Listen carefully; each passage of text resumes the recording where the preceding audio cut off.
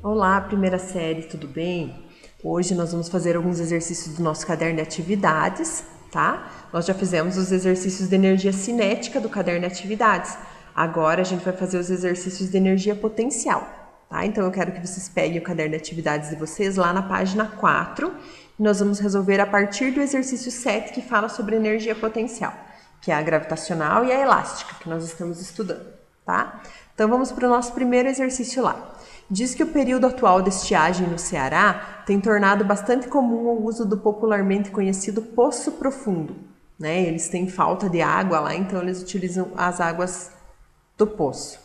Então considerem lá que um poço tem 80 metros de profundidade abaixo da superfície.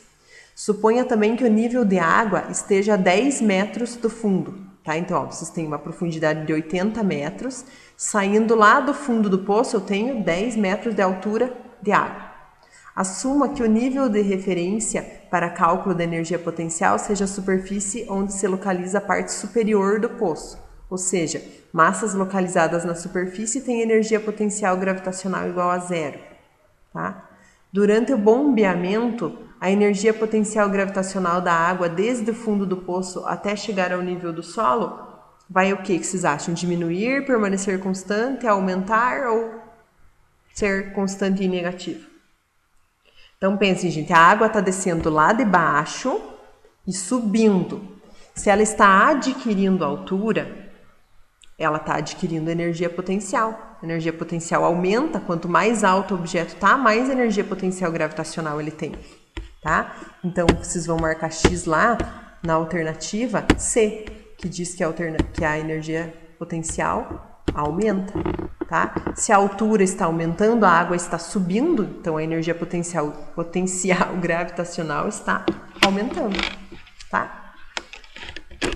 Agora vamos lá para o exercício número 8. Tá? No exercício 8 diz que vocês têm duas massas iguais presas entre si por uma mola que obedece à lei de Hooke, ou seja, dá para usar a formulazinha F igual a K vezes X. Tá? Então, considere duas situações. A mola 1 é comprimida a 50% do seu tamanho original. E a situação 2, a mola é distendida a 50% do seu comprimento original. O termo tamanho original se refere à mola sem compressão nem distensão, né? A mola em repouso. Então, sobre a energia elástica armazenada nas situações 1 e 2, o que é correto afirmar? Então, aqui, gente, quando eu estou esticando uma mola ou comprimindo uma mola, tanto faz. Eu estou deformando, tá? Então, no primeiro caso, eu deformei a mola em 50%. No segundo caso, eu também deformei a mola em 50%. Então, o X é o mesmo, tá? Então, a energia é a mesma nos dois casos.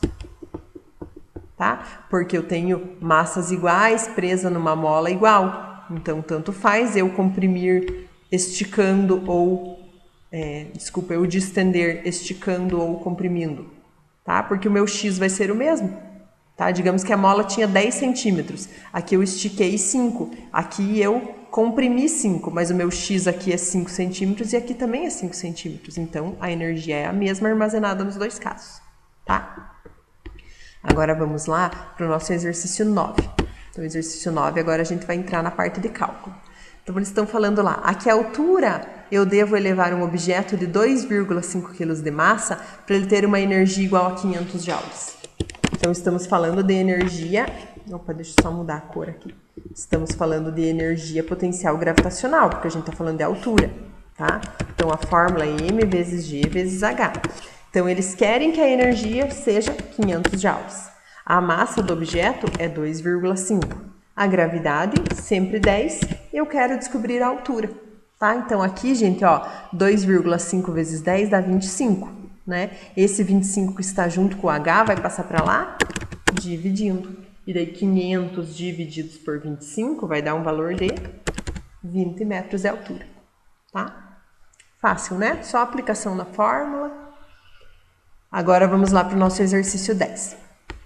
Então, no exercício 10, diz que dois objetos estão lado a lado e foram elevados até uma altura de 50 metros a partir do solo. Então, os dois têm a mesma altura, tá? Então, vamos ler as afirmativas a respeito das energias.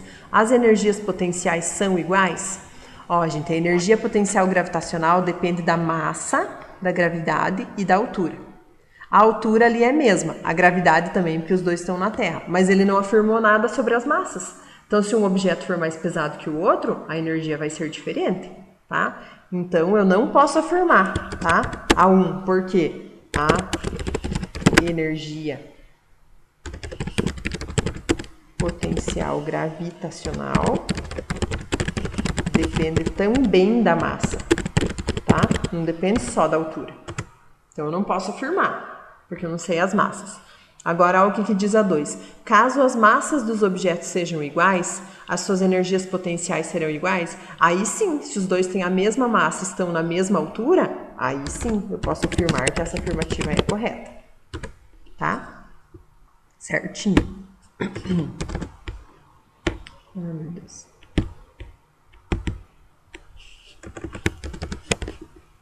Agora vamos ver a afirmativa 3.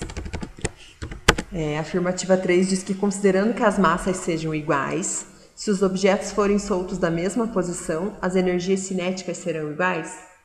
Verdadeiro, né, gente? Porque se eles têm, a energia cinética é m vezes v ao quadrado sobre 2.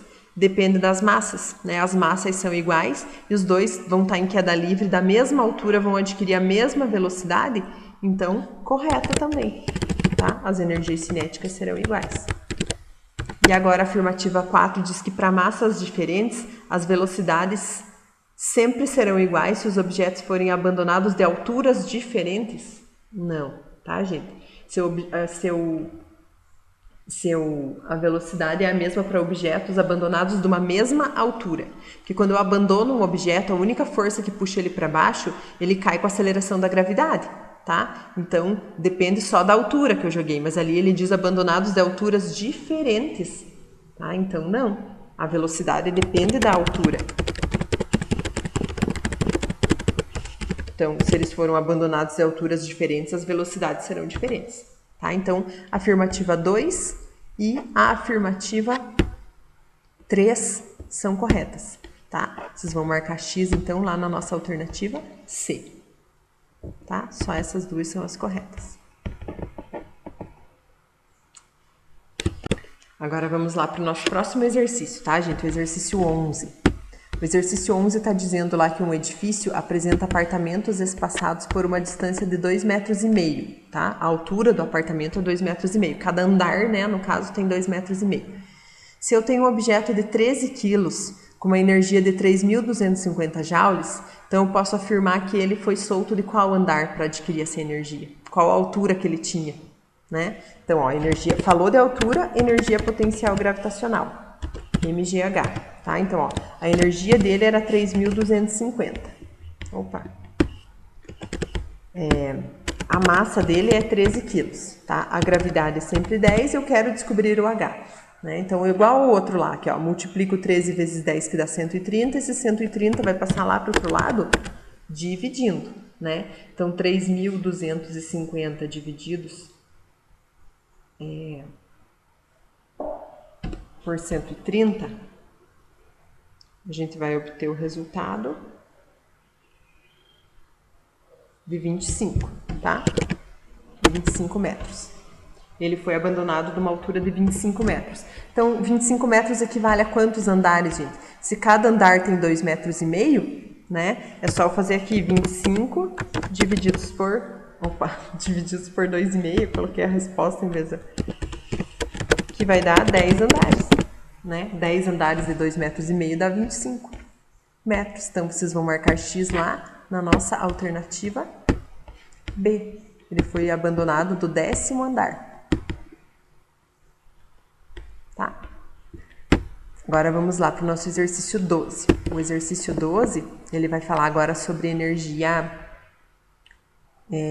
potencial elástica, né? Até então estávamos falando da gravitacional. Então vocês têm uma mola que sofre uma deformação de 4 centímetros quando é submetida à ação de uma força de 100 newtons.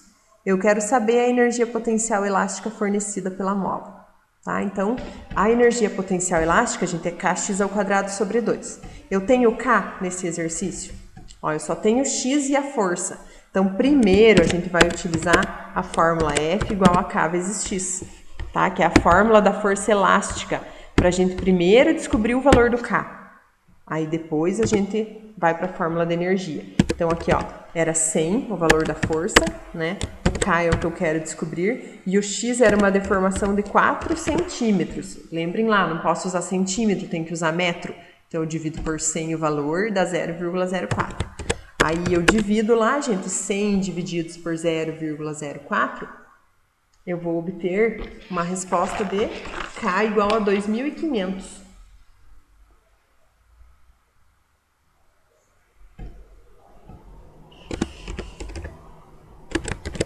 Newton por metro. Tá? Que é a mesma coisa que 10.000 divididos por 4, né? Então dá 2.500. Aí agora eu vou lá e vou calcular o valor da energia potencial elástica, tá?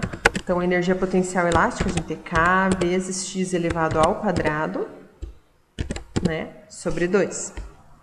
Então substituindo os valores aqui na nossa fórmula, ó, a energia eu quero saber, o K é 2.500, o nosso X é 0,04,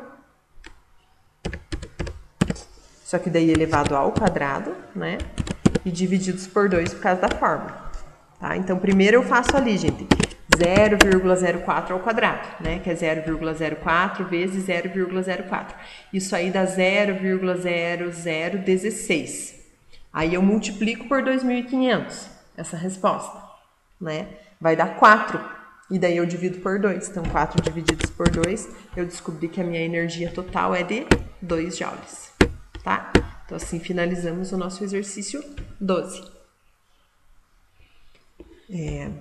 Vamos lá agora para o exercício 13, tá? Vamos finalizar hoje o 13 e o 14 ainda, que são os que faltam para finalizar essa página. Então, lá no exercício 13 está falando da importância e da obrigatoriedade do cinto de segurança, né? Nós já vimos lá que por causa da inércia, os objetos, os corpos, tudo que está dentro do carro está se movendo com a mesma velocidade do carro. Então, numa freada ou num acidente, a gente, por inércia, vai ser lançado para frente com aquela mesma velocidade, né? Então, o cinto de segurança é obrigatório tanto nos bancos dianteiros quanto traseiros, né? Por causa disso. E há uma grande negligência, especialmente quanto ao uso dos cintos traseiros. As pessoas às vezes não usam cinto no banco de trás, né? Daí por isso tantos acidentes graves e que às vezes as pessoas só sobrevivem as que estão no banco da frente, as que estão no banco de trás são lançadas para fora do carro por causa da falta do uso do cinto de segurança, né?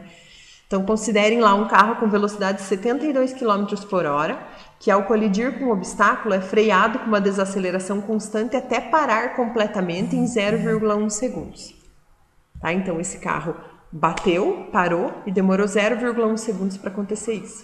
Quero saber o módulo da força que o cinto de segurança exerce sobre um passageiro com uma massa de 70 kg durante a colisão. Então, olha, eles estão falando ali de desaceleração, tá? E estão falando de força. Sempre que eu falo de força e aceleração, gente, segundo a lei de Newton, tá? Só que primeiro aqui, eu não tenho o valor da aceleração pronto. Então, eu vou calcular a aceleração para depois substituir na fórmula, tá? Então, lembram lá, a aceleração tangencial é igual à variação da velocidade divididos por tempo, tá? Então, aqui, ó, 72 km por hora, a gente posso usar quilômetro por hora? Não, né? Tem que usar metros por segundo, tem que dividir por 3,6. Então, 72 divididos por 3,6 dá 20. Então, a nossa variação da velocidade é 20. Vou pôr esse sido igual aqui. E o tempo que demorou para tudo isso acontecer, 0,1 segundos. Tá? Então, 20 divididos por 0,1 dá 200 metros por segundo ao quadrado. Esse é o valor da nossa aceleração. Tá?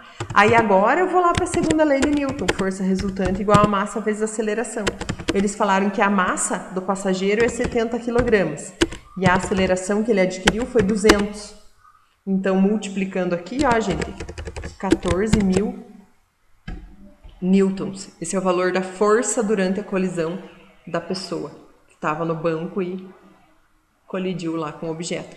14.000 newtons, gente, são 1.400 quilos, tá? É como se fosse um objeto de 1.400 quilos caindo em cima de você. Essa é a força da colisão do acidente de carro, do carro que está a 72 km por hora, que ele nem está tão rápido assim. Então, só para vocês verem como é grave, né? Como é muito necessário o uso do cinto de segurança. E agora na letra B, gente, Eles estão falando assim que um passageiro sem cinto de segurança pode sofrer o impacto equivalente ao causado de uma queda de um edifício de vários andares. Então, considere que para uma colisão como essa que foi descrita no exercício, a energia mecânica associada ao impacto vale 12 kJ, 12 mil joules, tá? Qual que é a altura do edifício que a pessoa teria que cair para sofrer esse mesmo impacto? Tá? Só que agora eles estão falando para vocês considerarem uma pessoa de 60 kg. Então, a gente está falando de altura agora, tá? Então, energia gravitacional, MGH. Então, a energia, eles falaram lá, 12 kJ, que são 12 mil joules. A massa da pessoa, 60 kg, a gravidade, 10, e eu quero descobrir a altura, tá? Então, esse 60 vezes 10 aqui, que dá 600, passa para lá, dividindo, tá, gente? Eu vou fazer 12 mil divididos por 600, que vai dar uma altura de 20 metros. Então, ó, o impacto do acidente é a mesma coisa que uma pessoa cair de 20 metros de altura e se estatelar no chão. Para vocês verem como é uma colisão muito violenta, tá? E agora nós vamos para o nosso último exercício, tá? Vamos finalizar aqui o nosso caderno de atividades dessa parte, né, de energia potencial. E aqui está dizendo que um estudante de peso 600 newtons, né, ó, o que significa isso aqui? 60 quilos, tá, gente? Ele está inicialmente dentro de um elevador parado no andar térreo de um edifício e esse elevador vai se mover e ele vai sair 20 metros acima do andar térreo. Então, ele subiu 20 metros. Dado por W e delta EP, o trabalho realizado pela força-peso e a variação da energia potencial gravitacional, eles querem que vocês calculem. Então, aqui, em vez de usar aquela letrinha para o trabalho, gente, eles estão usando o W, tá? Eles querem que calcule o trabalho e a energia, variação da energia. Então, vamos lá. Trabalho da força-peso, gente, é M vezes G vezes H, tá? Então, vai ser lá, a massa dele é 60 quilos, né? Ou a gente já pode pôr direto M vezes G é o peso, né? Que eles já deram que é 600. E a altura que ele subiu foi de 20 metros. Então, o nosso trabalho vai ser 12 mil. Só que, olha, gente, o objeto está subindo, tá? Lembram lá que o trabalho da força-peso na subida, ele é sempre resistente? Então, ó, sinal de menos aqui. E o trabalho vai ser resistente de 12 mil joules, tá? Aí vocês já acharam a alternativa, né? Ah, não, tem a A e a B, né? Pode ser uma das duas. Agora, a variação da energia potencial. Quando ele estava no chão, gente, a energia dele era zero, concordam? Porque ele não tinha altura. E daí, quando ele chega lá em cima, a energia potencial dele vai ser M vezes G vezes H também, que é a mesma fórmula para trabalho e energia, né?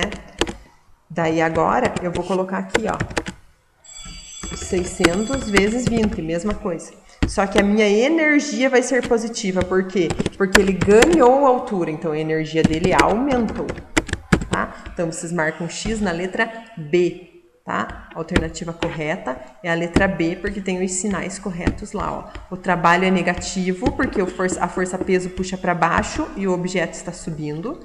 E a variação da energia potencial é positiva porque aumentou, ele saiu do chão e chegou numa altura de 20 metros, então a energia potencial gravitacional dele aumentou, tá? Então assim nós finalizamos nossos exercícios de hoje, a gente manda em foto lá no grupo, tá? E até a próxima!